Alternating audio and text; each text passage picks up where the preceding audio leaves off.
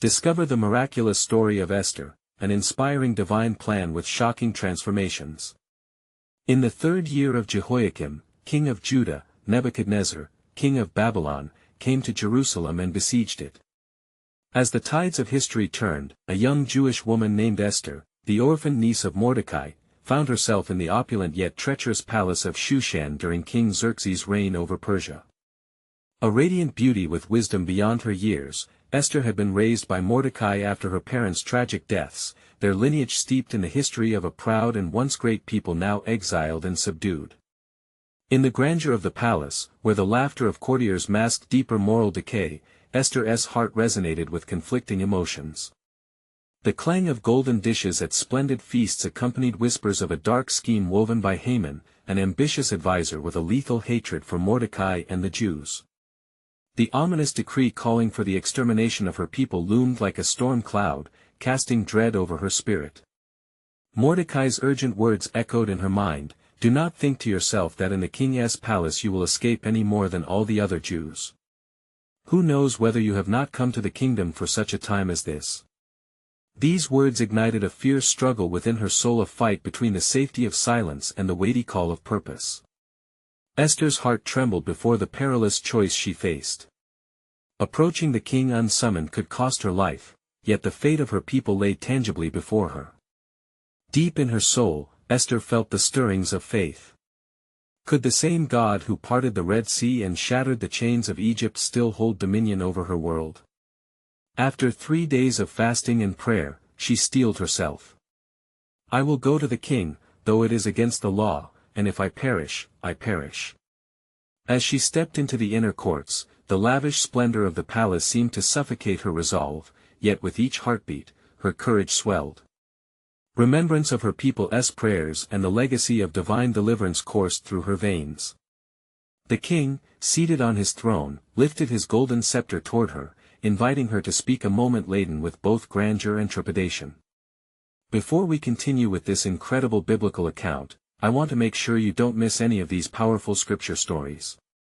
Click the bell icon and select All Notifications. These biblical narratives have transformed countless lives throughout history. If God's word through this story is blessing you, please like and share with someone who needs to hear about God's faithfulness today. Tell me in the comments, which biblical story has most impacted your faith journey? I'm always amazed how God's word speaks to hearts across generations. Now let's continue with what the Lord did next. As Esther stood before the king, the weight of her identity a Jewish queen, a shield for her people pressed heavily on her. Her heart raced as she prepared to unravel the truth, to expose Haman's treachery and declare her lineage to the king. Would her courage ignite a pathway to redemption or plunge her into darkness? The threads of destiny hung precariously, the fate of a people balanced on the edge of a sword. With every moment that passed, the world held its breath, waiting to see if Esther's bravery could shift the course of history. Would God's miraculous plan be unveiled for all to witness, or would she succumb to the shadows cast by her powerful enemy? Esther stepped forward, her eyes locking with King Xerxes, who regarded her with a mixture of curiosity and authority. In this charged silence, she felt the breath of the Almighty, an invisible whisper guiding her into the eye of the storm. She noticed the nobles surrounding the throne, eyes wide, apprehension weaving through the court like an unseen thread. "Esther, Queen," the king's voice thundered, breaking the stillness. "What is your request?" "It shall be given you, even to half of my kingdom." His tone was regal, but Esther sensed an unyielding force behind it. The moment was ripe for revelation. "King Xerxes," Esther began, her voice steadier than she felt, summoning the essence of her ancestors who had faced trials long before her. "If it pleases the king, let my life be granted me, and my people. For we have been sold, I and my people, to be destroyed, to be slain, and to perish." As her words filled the grand hall, a shiver ran through the assembled guests. The king's brow furrowed, confusion mixing with outrage. "What is this treachery you speak of? Who is it that dared to presume such a thing?" His fists clenched at his sides, radiating a king's wrath as he leaned forward, intrigued yet demanding justice. "It is a foe and enemy, this wicked Haman. Her words came forth like a battle cry, drawing visible gasps from the courtiers. This man has plotted against my people, seeking our ruin because of our refusal to bow. With a swift movement, she pointed toward Haman, who now stood frozen, color drained from his face, as if the life had been squeezed from him. The room fell to an uneasy stillness, the tension thick enough to cut with a sword. Xerxes' eyes ignited with fury, darkening as they fixed upon Haman, whose ambitious plot now lay exposed beneath the glaring light of truth. You have sold my queen's people into destruction. He thundered, the rich timbre of his voice echoing in the lofty chamber. Haman fell to the ground, pleading for mercy. O king, spare me. I know not what harm I have wrought against your beloved. But his words fell on deaf ears, the weight of his sins loomed larger than any plea for compassion. Esther felt the weight of her decision wash over her, intermingled with a bittersweet satisfaction. It is for my people that I risked everything today. The God of Israel hears our cries. With resolute strength, she stood firm, a beacon of light amidst the darkness threatening to swallow them. King Xerxes, seething with fury, turned to his guards. Hang him on the gallows he built for Mordecai. The decree, as swift as a sword strike, resounded through the halls, sealing Haman's fate. As the guards seized Haman and carried him forth, Esther's heart both rejoiced and trembled. She had confronted the adversary, but this was only the beginning. In the depths of her heart, she sensed a divine design weaving through the outcome, a tapestry of hope for her people yet to be completely unveiled. With Haman removed from the stage, would Esther's victory bring freedom to the Jewish people? Would she become a herald of restoration, or would new shadows arise to challenge her courage? The air grew thick with anticipation, and Esther once again sought to understand the unfolding of God's sovereign plan, one that had yet to reach its glorious resolution. The future of her people rested upon the brink of unfolding prophecy, and she could feel the dawn of destiny approaching. As the echoes of the king's proclamation faded into the cavernous hall, a palpable tension enveloped the room. The nobles, who once revered Haman, now looked upon him with loathing and disbelief. Esther's heart beat fiercely within her chest, knowing that one deed of faith had set in motion a cascade of events with far-reaching implications. King Xerxes stood resolute, his eyes ablaze with indignation. What punishment could be deemed sufficient for such a treachery? He pondered aloud, his voice laden with authority that commanded silence. The courtiers exchanged uneasy glances, contemplating the gravity of the moment and the swift execution of justice. In the midst of the swirling emotions, Esther felt a gentle nudge in her spirit, a reminder of the covenant God had made with his people long ago. She remembered the solemn words of the psalmist, "The Lord is good to those who wait for him, to the soul who seeks him," Lamentations 3 verse 25. It was time not merely for vengeance but for restoration. "My king," Esther interjected, her voice steady, "though justice must be served, let us consider the means by which our people may find forgiveness and healing. For we have endured much, and it is time to seek a new beginning." She sensed the eyes of all upon her, a collective breath held in anticipation of her next words. The king nodded slightly, intrigued by her insight. "Speak, then, my queen. What would you have me do?" His arrogance tempered by the gravity of the moment, he leaned closer, eager for her counsel.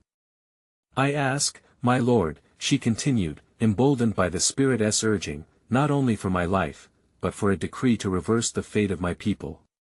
Let your scribe inscribe a new edict in the name of the king, that we may defend ourselves against those who seek our destruction."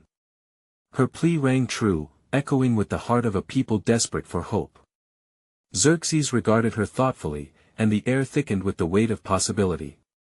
"It shall be done as you say, Queen Esther," he declared, raising his scepter to summon his scribe. With each stroke of the quill, the decree was transformed from death to deliverance. "Write as follows: the Jews in every city may gather to protect themselves and destroy any assault upon them." As the ink dried, a wave of energy coursed through Esther. The chains of despair began to loosen.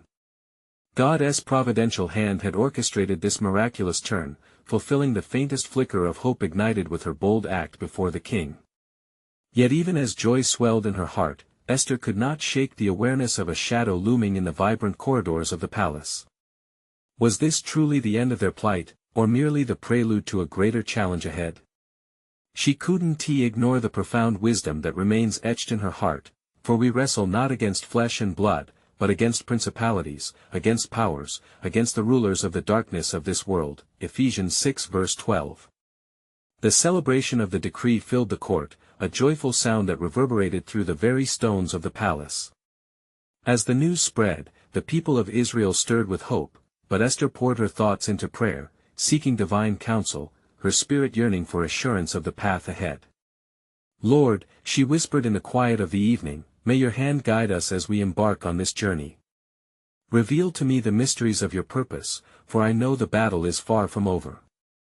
And in the stillness, as the flickering candlelight cast shadows upon her eyes, Esther realized that not only would she champion her people, but the Lord's great design was poised on the edge of unfolding, a plan etched into the annals of history, unseen yet powerfully at work, greater than any earthly power could comprehend.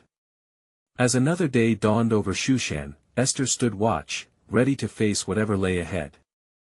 What other providences lay hidden in the Almighty's grand tapestry? Would she now become the instrument of deliverance for more than just her people? The answer lingered just beyond the horizon, shrouded in the promise of divine revelation. As dawn broke, a new day filled the air of Shushan with hope and trepidation.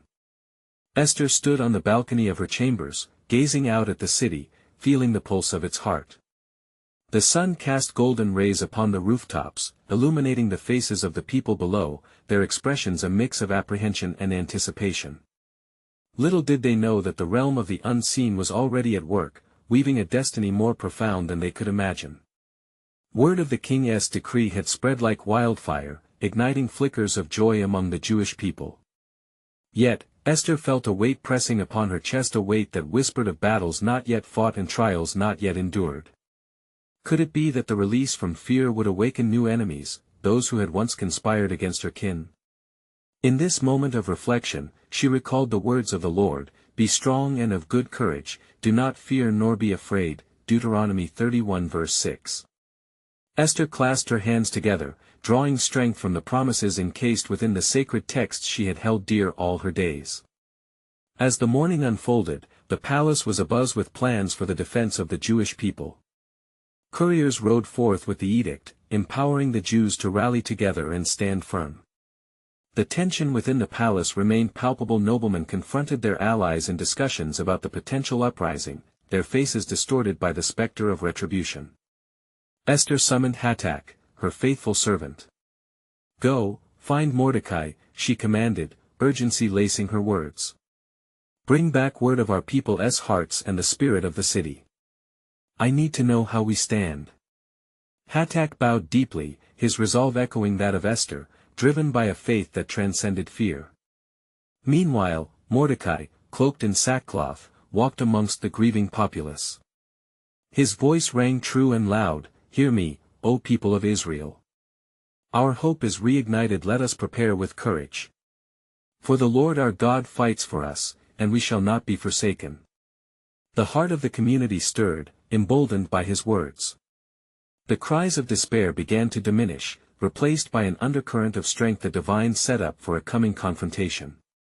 Days passed, and as the appointed date drew closer when Haman's plot was to be enacted, Esther's spirit wrestled with conflicting emotions.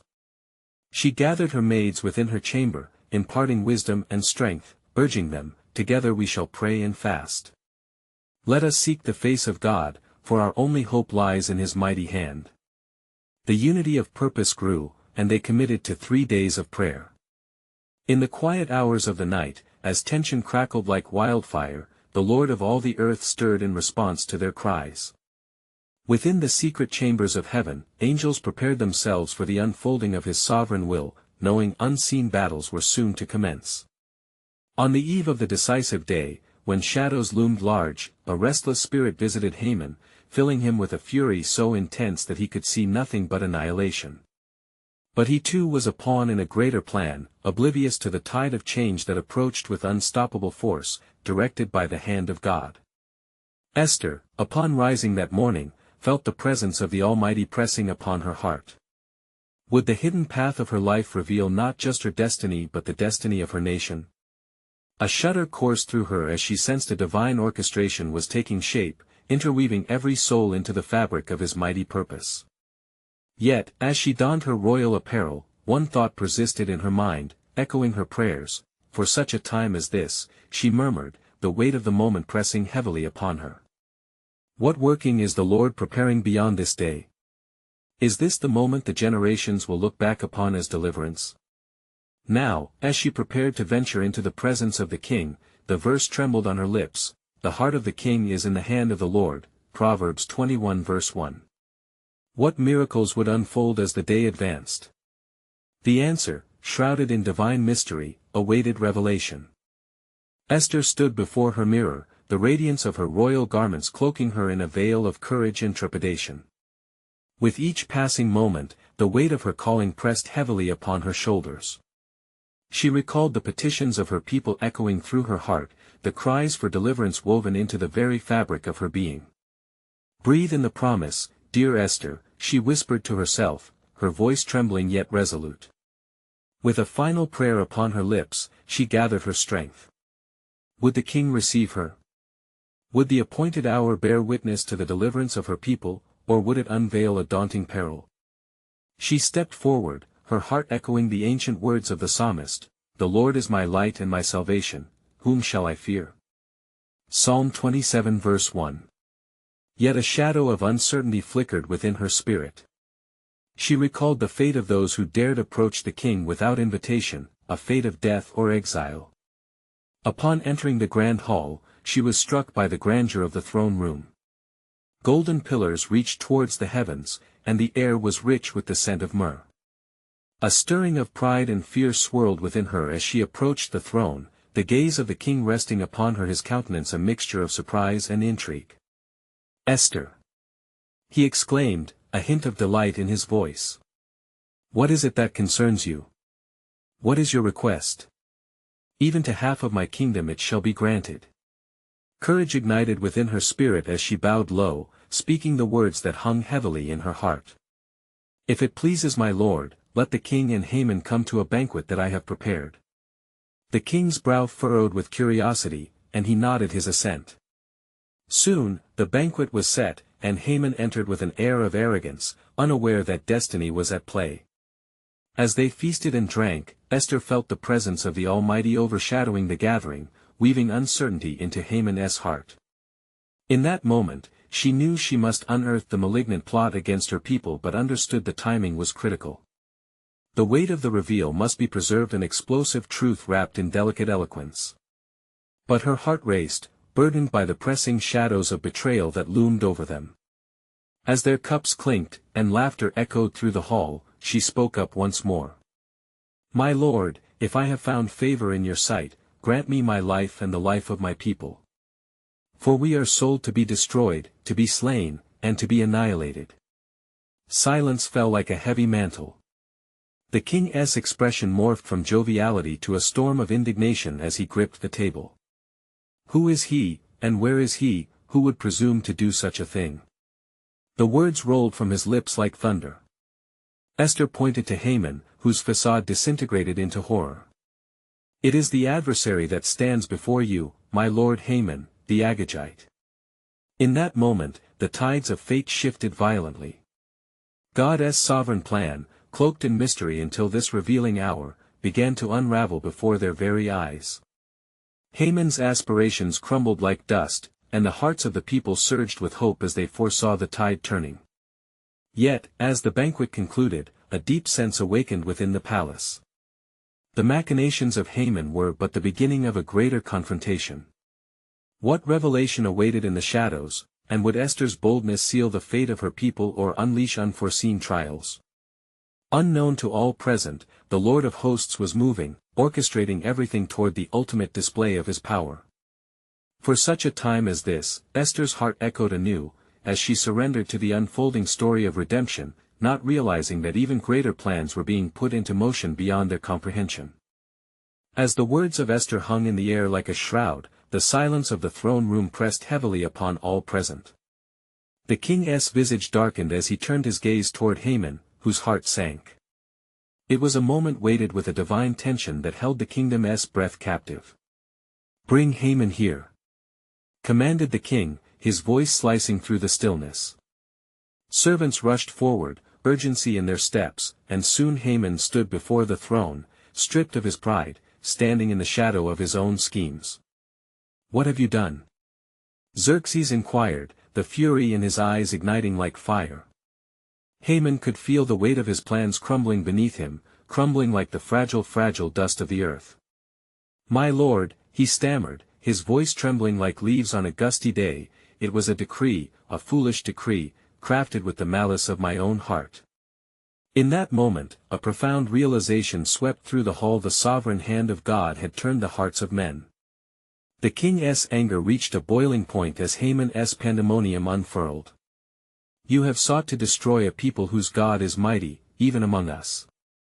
With a wave of the king's hand, Haman was seized by the attendants, dragging him toward the gallows he himself had erected for Mordecai, the very man whose faithfulness echoed like the clean sound of a bell in the streets without fear.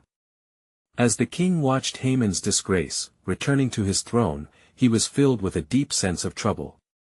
The decree that was meant to annihilate the Jews was still in place, and a deeper resolve took root within him. "What shall I do?" he thought. The truth loomed larger than his throne room. It would require more than mere punishment of Haman to save the people of Esther. Esther, sensing the urgency, summoned her courage once again. "My lord, the decree cannot stand." It was signed in haste, with no heed to the lives of innocents. "Permit me to intercede once more." Her words reverberated, piercing the veil of oppression that weighed upon the king's heart, igniting embers of compassion where once anger reigned. "What would you have me do?" he asked, that flicker of warmth beginning to thaw the chill of fear gripping the court. "If it pleases my lord, let it be decreed in your name that the Jewish people be granted the right to defend themselves on the day set for their destruction," she entreated, the echoes of her people's cries resonating in every word. The king considered this, realizing that the fate of a nation hung in the balance. "So let it be written," he declared with authority. "So shall it be done." In the days that followed, a remarkable shift began to take hold among the people of Shushan. The decree, restored and rewritten under divine influence, spread like wildfire, igniting hope and determination. The Holy Spirit was moving among the hearts of the Jewish people, rekindling their courage in the face of overwhelming odds. Yet, as anticipation brewed and a revelatory victory began to blossom, the shadows remained, lurking on the edges. What deeper purpose was God weaving into this grand narrative? Little did they know, their struggle was paving the way for an even greater story of salvation, a narrative beckoning the dawn of deliverance through an unexpected lineage. In the quiet corners of the heart, where divine whispers resounded, a truth was waiting to be unveiled. The lives of Esther and her people were but the beginning. For the hand of God was at work, destiny forged, wisdom through trials, hope rising from despair. A new chapter lay ahead, where the threads of courage and faith would intertwine, ultimately revealing God's relentless purpose. "For I know the thoughts that I think toward you." Jeremiah 29 verse 11, was a promise echoing through the ages, drawing nearer as the ultimate victory was set in motion. As the sun rose upon the city of Shushan, the harbingers of a new era began to stir. The whispers of the Jewish people floated through the streets, each voice filled with a renewed sense of purpose. Esther, adorned in royal garments yet humbled in spirit, stood at the palace door, her heart beating in rhythm with the pulse of her people. The echo of the king's decree rang in her ears: the Jews were granted the right to defend themselves. Yet, as she prepared to face the challenges ahead, a deep conviction gripped her heart. How shall we endure? She wondered, knowing full well the adversities were yet to come. In the watchful days that followed, fear and hope danced a delicate waltz among the people. Mordecai, emboldened by the king's decree, rallied the Jews of Shushan. "We shall stand united," he proclaimed with a voice like thunder, "for our God is with us. He has not forsaken his people." With fervent prayers, they gathered. The elders convened under the ancient oaks, each under the shadows of their forefathers, recounting God's promises to Abraham, Isaac, and Jacob. Scriptures and songs erupted from their lips, reminders of deliverance witnessed in ages past. For the Lord is good, his steadfast love endures forever, and his faithfulness to all generations. Psalm 100 verse 5, Meanwhile, the news of Haman's demise spread like wildfire, carrying with it the sweetness of justice served. The servants whispered in hushed tones of the gallows that had been built for Mordecai, now repurposed as a symbol of divine irony. Haman's ambition had crumbled, but the specter of his evil decree still loomed large over the fate of Esther's people. In the solitude of her chambers, Esther fell before the Lord, beseeching him with the fervor of a true intercessor. O God of hosts, hear my prayer. Strengthen our hearts and give us courage for the battle that lies ahead. Let not fear consume us, but may our faith arise. As she prayed, a vision began to unfold, a glimpse into the future where the Jewish people would stand victorious. Yet, intertwined within that vision was a reminder of sacrifice and redemption woven into the fabric of their plight. The truth dawned upon her: the suffering of her people would position them for greater glory. On the eve of the fateful day, the atmosphere was electric with tension. Families gathered around tables, sharing meals rife with traditional foods, yet shadows of uncertainty clouded the joyful moment. Mordecai, attuned to the signs of the times, implored his kinsmen, "Remember, our lives are in his hands. Trust in the God who parted the Red Sea and carried our forefathers in his arms." As the dawn broke on the day appointed for their destruction, questions of apprehension filled the hearts of the Jews. Would heaven respond? Would they see that promise of deliverance fulfilled? It was then that God's presence hovered over them like a gentle mist, unseen yet felt, as if to say, "I am here." A trumpet sounded as the first rays of sunlight pierced the mantle of night. Esther, standing at the forefront of her people, resolved to confront not only the enemy outside but the darkness that had threatened their identity. She understood that this moment was but a chapter in the greater story, and in divine orchestration, her role was pivotal. As the echoes of the past called forth remembrance, Esther raised her voice: "We shall fight, not for our own skin but for the promise our forefathers believed. For even in despair, our God is writing a story of salvation." In that defining moment, unseen forces within the spiritual realm were set in motion. The battle for survival was at hand, but little did they know of the miraculous unfolding of God's ultimate redemptive plan, a plan that would culminate in far more than deliverance, reaching into the very heart of history itself. Yet, amidst our struggles, who knows whether you have come to the kingdom for such a time as this? Esther 4 verse 14, echoed through the hearts of many, a question that beckoned deeper revelations of God's eternal purpose. What awaited them on the horizon was a tapestry drenched in divine mystery and unfathomable grace. As the dawn broke with its soft hues, the air was thick with anticipation. The cries of mothers and the resolute murmurs of fathers mingled in the streets of Shushan, weaving together threads of fear and hope. Esther, her heart bolstered by the prayers of her people, donned her royal mantle and stepped forth, emboldened by a strength that was not her own. Today, she whispered to her soul, "We shall witness the hand of the Almighty." The day began quietly, yet it pulsed with divine energy. Esther moved through the palace halls with purpose, her spirit attuned to the weight of what was to come. "Lord of the hosts," she breathed, "you have ordained this moment. Reveal your mighty power among us." Meanwhile, Mordecai, adorned in the garments of a guardian, stood ready with his kin, prepared not only to defend their bodies but also their hearts against despair. "Let our trust be unwavering," he proclaimed to the gathered crowd, "for our God is a fortress in times of trouble." Psalm 46 verse 1. With each word, courage emboldened their resolve, creating a tapestry of unity amidst a storm. As the sun ascended further into the sky, the sounds of clashing swords and the shouts of battle broke the morning stillness.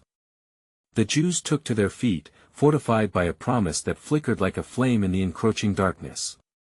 They stood together, with Esther at their lead, shouting, "Let us defend our lives and our families, for the Lord our God fights for us." In the tumult of the streets, the Jewish warriors found unexpected allies. Some from the lands around Shushan, hearing the tale of Haman's downfall, chose to stand with them, united by a spirit of compassion stirred by the miraculous unraveling of Haman's wicked scheme. Each passerby who joined the fray became a testament to God's unyielding grace, maneuvering their hearts toward the righteous cause. Esther, seeing the tide begin to shift, sought the king's presence with urgency. "O king," she proclaimed, "allow me one final request to grant protection over my people, for we stand not only with swords in hand but with hearts yielded to the God we serve." Her words resonated in the throne room like the rapture of trumpets. The king, struck by her bravery and the plight of the Jews, responded resolutely, "They shall not perish. Such courage shall prevail." As the skies darkened with the fury of battle, a divine wind surged through Shushan, igniting hope where fear threatened to take root. The Jewish people pressed forward, not as mere defenders of life, but as vanguards of light and truth. Within the strife, God's sovereign hand orchestrated victories that left the enemies in disarray. The cries of the vanquished reached the heavens, their shame echoing through the night. Esther, amidst the clamor, drew nearer to the tumult, seeing God guide their steps toward triumph. "For your steadfast love is before our eyes, and we walk in your faithfulness." Psalm 26 verse 3. The sun dipped below the horizon. As the dust settled, weary yet victorious, a palpable peace enveloped the Jewish people. Gratitude surged in their hearts, for they had witnessed the unfolding of God's plan, not only for their survival but for His glory intertwined with their heritage. Yet, as Esther gathered her people, an unease lingered, a whisper of something greater yet to unfold. What further wonders shall the Lord reveal? She pondered aloud, surrendering to the divine mystery. Could it be that our deliverance is but the beginning? In that sacred moment of reflection, a new question hung in the air, cloaked in anticipation. What if God's redemptive narrative extends far beyond the walls of Shushan, reaching into generations yet to come? The threads of their faith intertwined with a tapestry of prophecy, beckoning them to consider the unfathomable depth of His sovereign plan. As the night enveloped Shushan, a shroud of silence fell upon the city, broken only by the distant echoes of celebration. The Jewish people, their hearts ignited with newfound strength, gathered in the courtyard, a multitude of voices lifted in prayer and praise. Hope radiated from every soul, and even in the darkest hour, the light of God's deliverance began to shine unmistakably. Esther stood among them, her heart a tapestry of emotions, woven with threads of gratitude and awe. "Brothers and sisters," she began, her voice steady yet reverberating with fervor, "you have fought valiantly. The Lord has indeed fought for us this day, for He does not abandon His servants." Her words struck the hearts of those present, reminding them of the promises spoken long ago by their ancestors, Deuteronomy 31 verse 6. Mordecai, a glimmer of pride illuminating his face, stepped forward, his voice betraying the weight of his love and concern. "Let us not grow weary in our celebration. For though we have witnessed many victories, the battle is not yet done. The decree of death still looms over our people. We must seek the counsel of the king once more." Esther nodded, understanding the gravity in her cousin's voice, and in that moment, she realized their work was far from finished. "Then let us approach the palace together, armed not with swords, but with the steadfast faith that characterizes our trust in God," she replied. She recalled the words of Psalm 20 verse 7, "Some trust in chariots, and some in horses, but we will remember the name of the Lord our God." Thus emboldened by their faith, they journeyed to the palace in unity, a people yearning for complete salvation. The golden gates of the palace loomed large, yet Esther felt no fear, for she carried the prayers of her people like a shield upon her heart. As they entered the grand hall, the regal presence of King Ahasuerus awaited them.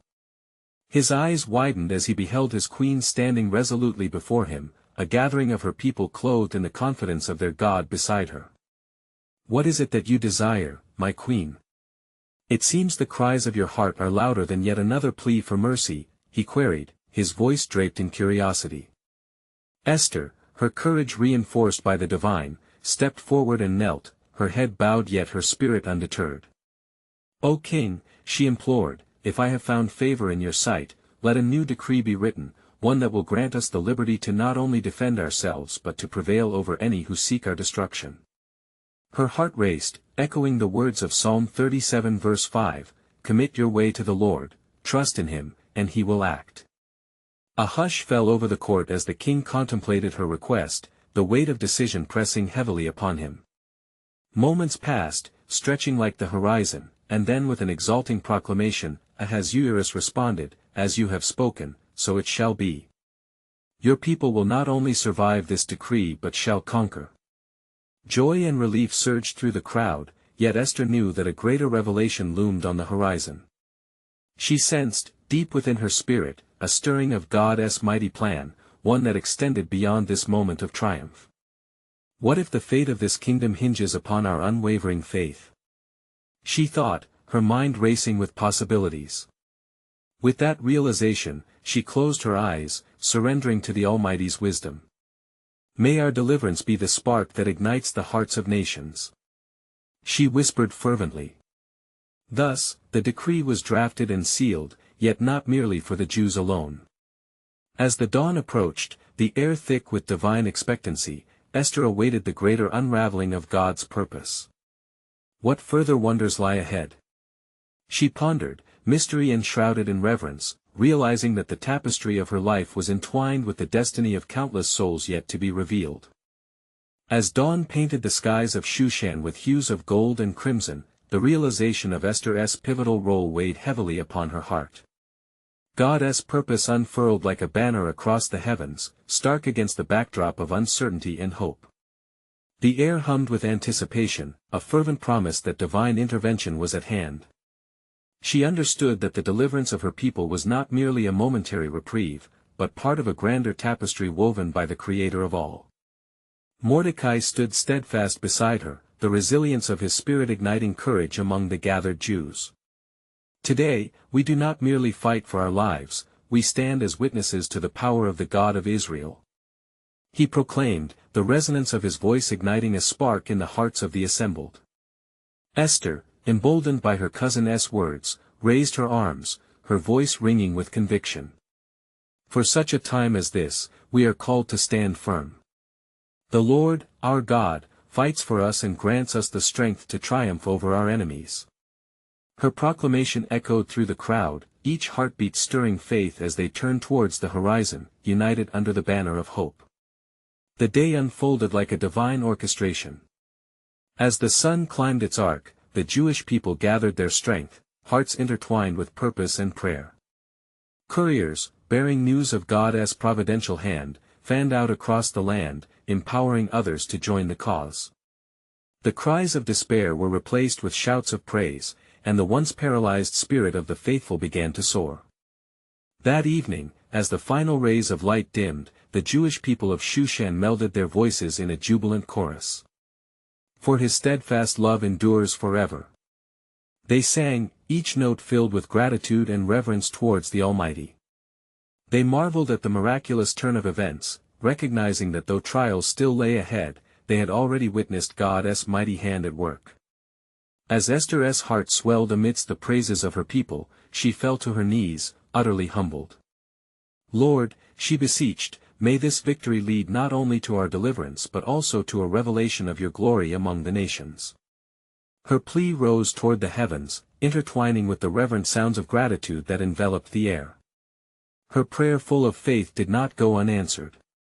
That night, as her eyelids closed, Esther beheld a vision, a glimpse of her people standing united, not merely as survivors, but as lights in a darkened world, shedding hope across the valley for generations to come.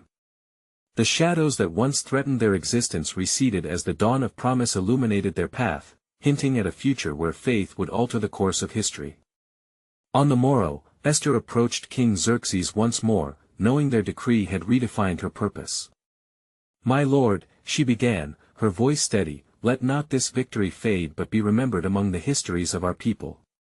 May a festival be established to celebrate your decree, a day set aside in remembrance of our deliverance, that generations may recount the faith and courage that led us through despair. The king shifted in thought, intrigued by the wisdom of her proposal. So it shall be, he declared, motioning to his scribes to inscribe the new edict. The Day of Remembrance, dubbed Purim, would forever resonate through the corridors of time, a testimony of God's unwavering faithfulness to his people. And so, prophecy began to unfold as Esther's faith ushered in a legacy of hope.